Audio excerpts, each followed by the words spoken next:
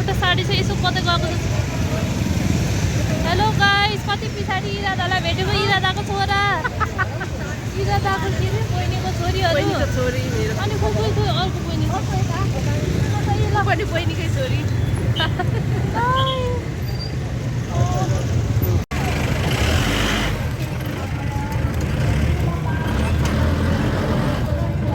डिकीमा राखेको थिएँ।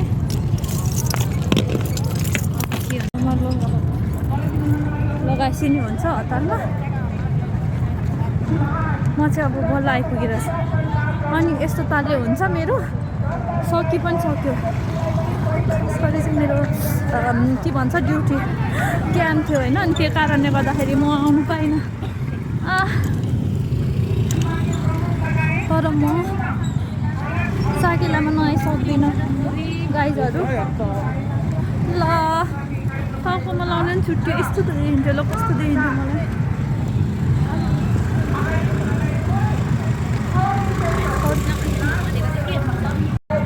अब मेरो ड्युटी पनि सुरु हुन आँटिसक्यो। त्यही पनि म साकेलामा नआइसक्दिनँ, त्यही माथि टुरी खेलको। अब यस्तो छ ताल।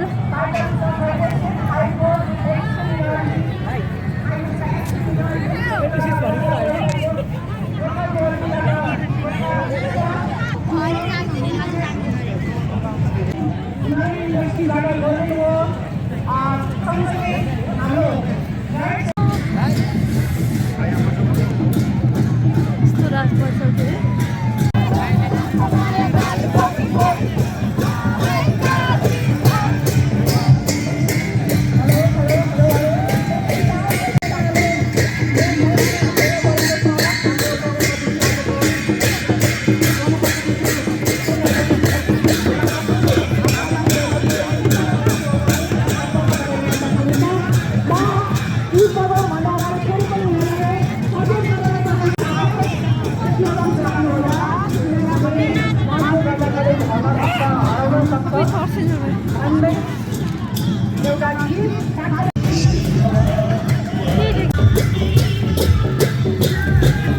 साथीहरू कति धेरै भिड छ, तर मेरो मोबाइल है रातिमा मजाले खिच्दैन, के गर्नु।